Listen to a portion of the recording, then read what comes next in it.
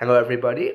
Welcome to another video. Happy Friday. I hope you guys had a good week and that you all are doing well. The weather is getting colder, winter is fast approaching. So I thought that I would recommend you guys two books that are heartwarming, both in their own different ways. Uh, Sometimes we just need to read a book that gives us all the good emotional feelings that make us feel all warm and good inside in a way, uh, but that are also profound and have a good meaning behind them. Now, these two books, they do have a theme in common, which is the exploration of grief. Grief is one of the central themes in both of these books, and I think that grief is something that we all go have went through or will go through or are going through at some point in our lives, right? So reading something that explores that concept in a way is comforting, and it's something that we could really, use as an emotional support anchor. Um, Now, what I like about these two books is that they don't explore the concept of grief in a very depressing way. Like the concept is still is there, but it's like treated in a way that's very careful and it's just very relatable, at the same time. So I'm going to start with the first one here. Now, I'm not sure if many of you have heard of this. I actually got an advanced review copy of this 2 years ago, right before it came out on NetGalley. This one is called The Lighthouse by Christopher Parker.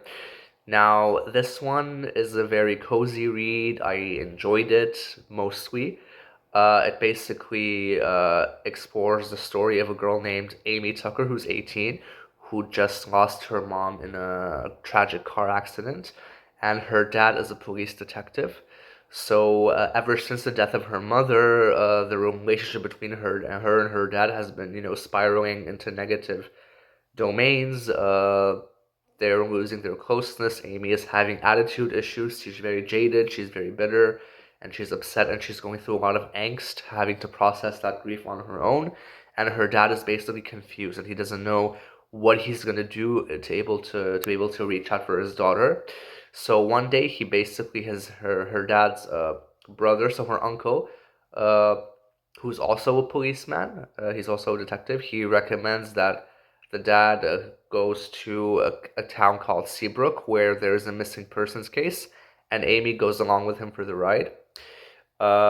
So we go to this town, and it's a very cozy town by the sea. It's very like nice and green and sunny, and just a very calm, nice town. I love that. I love stories around centered around nice, cozy towns, like I've said before.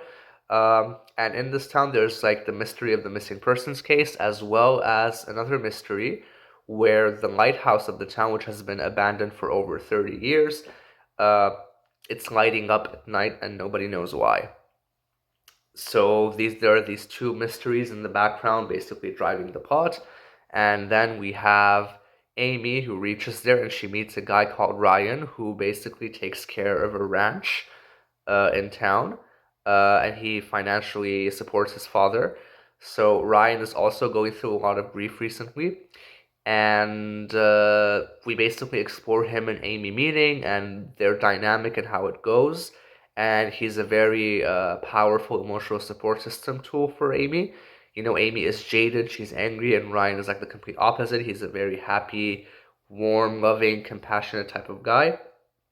So he basically creates this healing energy that Amy really needs at that moment, and we see their dynamic while also exploring the mysteries of the town. So overall, it's a very good book. It just feels good. If you aren't too nitpicky, this is Christopher Parker's debut novel, actually, and he did an okay job for the most part. Now, the only thing that is a bit annoying about this book, maybe it might be annoying, is that the dialogue is a bit too cheesy. So it does feel like it's not really a real life. These aren't really real life conversations happening. You feel like there's a lot of punctuation and intonations in ways that just don't feel realistic, and a lot of stock phrases that are used that just give the dialogue an artificial vibe overall. But other than that, I did enjoy this book. Um and I do hope to reread it actually sometime soon. and I thought I would recommend it to you guys if you want to read something like that, because I don't think this book is quite well known in the reading space. So yeah, this is one book that I recommend. Now the other book, I'm sure a lot of you guys know it, even if you haven't read it. It's called A Man Called Ove by Fredrik Backman. Now this book really, really tugged at my heartstrings. I really, really loved it. Uh, I read this in January of 2022, if I'm not mistaken, and it still holds a very special place in my heart. It basically also explores the concept of grief, but this time from the lens of an old man.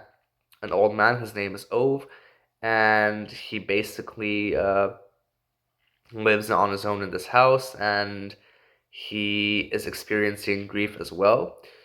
Uh, he's experiencing the loss of his wife, and he's a very grumpy person. Like he's a person who's very, he's very traditional. He's very old school in a way. He's the type who gives, that, harsh, disciplinary kind of love to people, if you can call it love, like because like he is quite grumpy and he's very serious and to the point. He's that type of person, and he's basically a solitary, introverted figure, and he's reached a point in his life now, in his older age, where he's just hopeless. He feels depressed. He feels angry. He feels upset. He's very sensitive deep down, but he hides it well beneath this like demeanor of toughness and stoicism in a way. Um, you basically explore his journey with grief, uh, and his journey of trying to find meaning in life in his older years as a man living by himself. It's just a very nice story. Uh, so in this like story, he has new neighbors coming in, and these new neighbors who come, they really annoy him initially. The dynamics between the two are very hilarious. He's a very protective person. He's very meticulous. Like he likes to keep things as they are in the neighborhood. He doesn't like change. He's very traditional. And then these neighbors come and they start causing chaos and drama in a way. But he slowly starts getting intertwined in their drama. And you see a very nice, heartwarming relationship beginning to develop between the neighbors and him. It's just very nice. And a lot of like these neighbors, the family members are basically, they each have their own problems in a way, and somehow gets involved in these problems, and you see his take on the situation and how he tries to in his own way support these people and how they try to support him. It's just a very nice give and take dynamic here, and I found it to be very nice and beautiful and heartwarming. And Fredrik Backman is an amazing writer. This is the first and only book I've read by him so far, and I really want to read the other books he has. But this one just tugged at the heartstrings for me so much. Like in the end, I was crying at the end of this book because Ove is just such a. He wrote this character in such a nice, relatable way, and it's very down to earth. It's very realistic in its own way, but it has this like dry comedic narration style that is also like very funny, and it lightens up a lot of the depressing aspects of the book itself. So I really recommend you guys read this if you haven't. I do think it should be considered a modern classic. It is one of my favorite books of all time. It's a 5-star read for me. And yeah, uh, these two books are quite different. The Lighthouse does have some supernatural elements into it, so if you're like looking into something with a bit of a supernatural flair, I recommend that. But I also really recommend A Man Called Ove. Uh, that has no supernatural elements. It's a pure contemporary fiction, and it's also very good. Okay, guys, so this is all for this week. I hope you guys enjoyed this video. I hope you guys consider giving these two books a chance because they are each good in their own ways. And yeah, I'll see you guys next Friday for a new video. And I hope you guys have a great weekend ahead and that you have amazing things planned. And even if you don't have anything planned and just want to relax and chill at home, that's amazing too. I hope you guys have a relaxing time. And yeah, I'll see you next week for a new video. Bye bye.